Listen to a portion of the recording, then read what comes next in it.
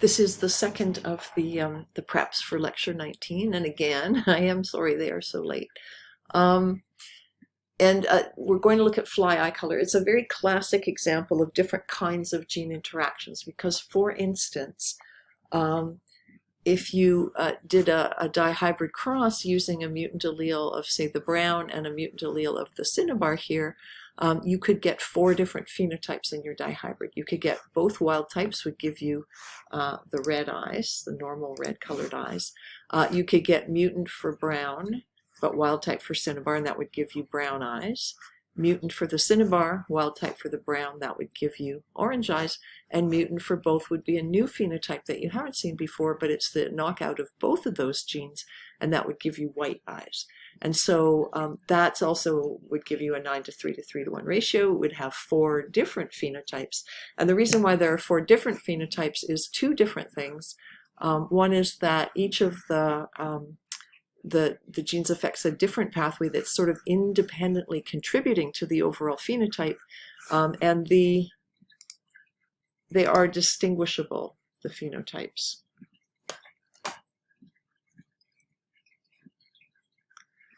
Right? Because if I make a mutation here, I'm going to get brown eyes. If I make a mutation there, I'm going to get orange eyes. Because these are different, I can end up with those 4 different phenotypes. Okay. Let's go to the next slide now.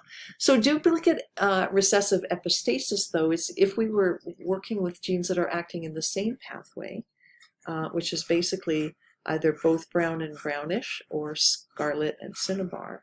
And in that case, and also the fact that the intermediates don't have any pigment color on their own. It's only the final product that has a visible phenotype.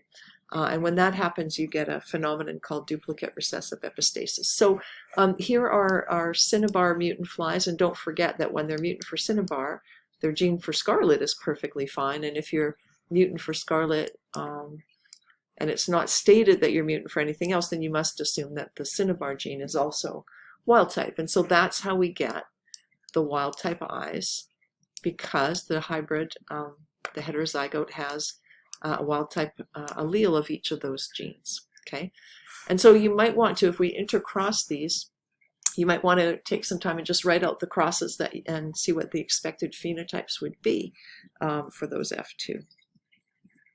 And here is what it will be. You will have 9/16 that have wild type for each of them, and that will give us the wild type eyes, so there's no surprise there. There's really no surprise here, but it's just the ratio that you get is going to be unusual.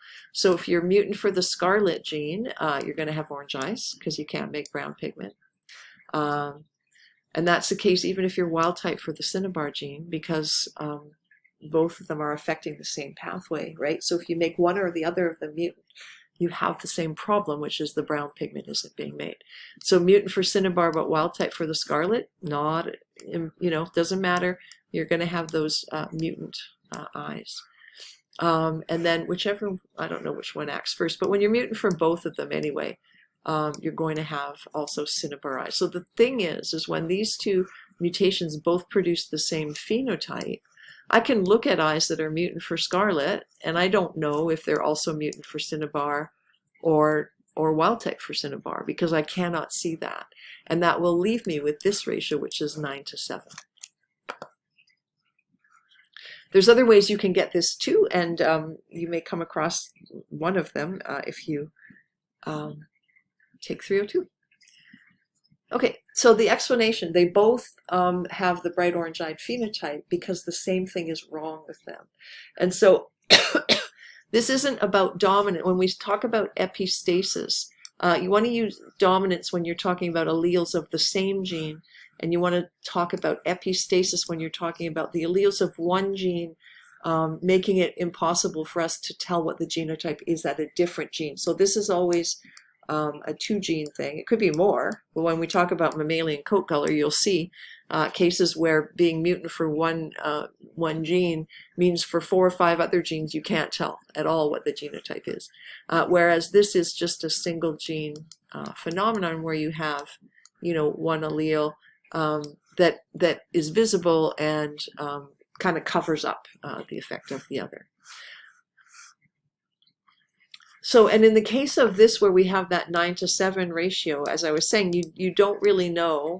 I mean, we know now, because we know how it works, that scarlet acts sooner. It's the first gene product that's needed for the production of that brown pigment. But we can't tell that from the ratio. Well, we have no information, unlike that 9-to-3-to-4 ratio, where we can actually tell, in the case of the flowers, what the color of the first intermediate was. Okay. Now this is an example of dominant epistasis, and there's a couple of examples I just want to show. And one of them is foxgloves. So in foxgloves, there's a gene, red pigment is being produced always, but the D gene affects the intensity of it. So when you have dominant D, you have a nice dark red color, but when you have the recessive homozygote, it's paler. It's like the dilute gene that we're going to talk about in mammalian coat color. And then the W gene basically is like it limits where the actual color is being expressed. So if it's recessive, homozygous recessive, then the whole flower gets the color, the dark red or the lighter red. But if it's got the dominant allele, what this does is it takes the flower.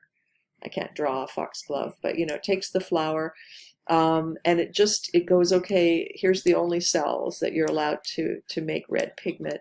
And so there's these things called throat spots. They're like dark red, purplish red colored spots in the throat. And so when you've got those spots confined to just one little area of the flower, it's impossible to tell whether they're dark red or light red. You can tell that they're red, but you really can't see the difference. And so in a way, having that dominant allele shows epistasis over this gene, because we can't determine what the genotype is at this locus when we have the dominant allele for this one. And this is just some pictures. So you can see that the flower, so this is the 9-to-3-to-3-to-1 ratio. You have double heterozygote, dihybrid that self-fertilizes, and you end up with, in any time they have a dominant W allele, then the flower is white, and you can see these like little spots on here. And they're kind of a purplish color, right? And then if you're mutant for the W gene, then you can have the more intense red, purplish red color if you have the dominant allele, and you have the lighter pinkish color if you have the recessive allele. So this is a 12-to-3-to-1 ratio essentially. So the 12 is a combination of 9/16 and 3/16, and this is dominant epistasis, because in both cases, if you have the dominant allele for white, it suppresses the effect in the sense that it makes the distribution of pigment very concentrated in one location, and you just can't tell. You cannot tell if it's a dark red or a lighter red pigment. So that would give us a 12-to-3-to-1 ratio. And there's another example too in squash plants, and I am pretty sure they do they know well, I guess they do. There's one on the shape of the squash plant, and that one is, I don't know that the basis is known. So we've got the A and the B genes, and the dominant the dominant B is going to make it white, and doesn't matter what genotype you have at the other locus. So any of the ones that have, if we do a dihybrid cross here, anything that has a dominant B, all of these guys are going to be white, and that will be the 9/16 that has both dominant alleles and the 3/16 that's recessive for A but dominant for B. So that includes, again, two of those four categories. And then if the B gene is homozygous recessive, then that allows the pigment that's being produced to be deposited right into the skin, the rind of the squash. And in that case, if the A gene allele is dominant, you're going to get a yellow pigment, and then if they're both recessive, then it gives you a green pigment. Probably because you have a green precursor, and the A gene encodes the enzyme that converts it into the yellow substance, right? A lot of these pigment intermediates have different colors, but if you make that also mutant, now this enzymatic step can't be made, and so we have an accumulation of the green pigment. And because we don't have the dominant B allele that makes a protein that doesn't allow it to be deposited, the recessive case allows deposition into the skin of the squash. Okay. Oh, and so here's so you've got your pigment pathway, and then you've got some delivery to the skin of the fruit. So as long as you've got this dominant allele here, it's preventing that delivery. If the B gene is not functional and you don't have the yellow pigment being made, you've got your green pigment, but again, this gene's product is preventing that getting to the skin. And so if the B gene is mutant, now you can deliver that pigment that's being made, the yellow pigment, to the skin of the fruit. But if you're mutant for both the A gene and homozygous for the recessive allele of the B gene, then you're going to get delivery of just a green pigment to the skin of the fruit. So this is a way of thinking about it. And when you're given information like this, it can be useful for you to try drawing it out in some way like this that helps you make sense of it. It does take a little bit of time, but if you do this a couple of times with examples or practice questions or something like that, I think it will make it easier to understand and easier to solve a problem or answer a question about the topic relatively quickly, because you will have done a few of these kinds of problems yourself already. Now this is the one that I don't think they actually know how it works, but it's very interesting because there's two genes and they're just called A1 and A2. And shepherd's purse is a little weed, and I believe it's used in herbal preparations for something. I can't remember what, but I'm pretty sure I've heard that it's used in traditional medicine, medicinal plant. And it's got these little seed cases. And the seed cases usually have kind of wings on them. And these two genes both somehow independently contribute to this in such a way that as long as you've got one dominant allele of either of the genes, you're going to get the wild type fruit. It's like a fruit or a seed case. The two seeds are kind of here, and then it's got this kind of winged appearance.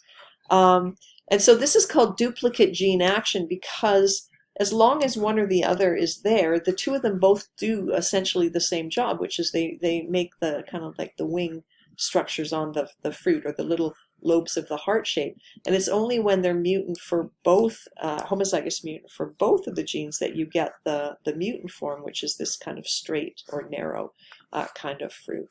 And again, I don't believe that it is currently understood exactly, on a molecular side, how that works, but you've got two genes that both are doing pretty much the same job. So calling it duplicate gene action is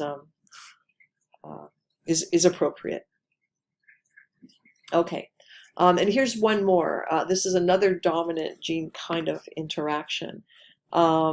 So if you are homozygous recessive for both of the genes in this case, you have a long, narrow, gourd kind of fruit. This is another type of squash. And if you have the two dominant alleles for those genes, then you have a sort of a disc shape. You've probably seen these kind of patty pans type squashes in the grocery store. And you can get them in different colors, which are probably dictated by white, yellow, and green you can get, and that's dictated by the example that we just went through two examples back. But for the other two genes, as long as you have one or the other dominant allele, you get this more rounded shape.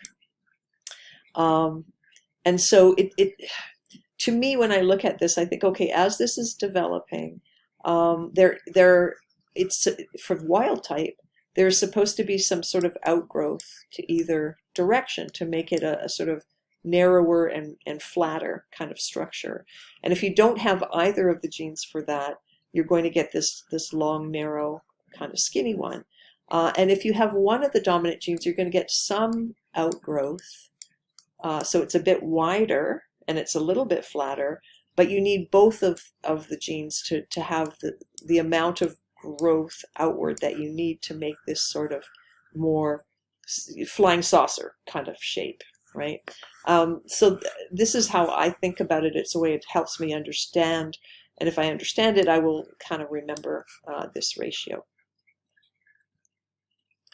Okay, and then we're going to talk about suppressors, and I think that I should wait and make this a separate one, and I don't think it needs to be introduced probably until Monday, but I have a couple of days to get the next one done. So I'm going to finish this one now, and we'll start by thinking about suppression. And there's different ways we can think about suppression, and this is one of them.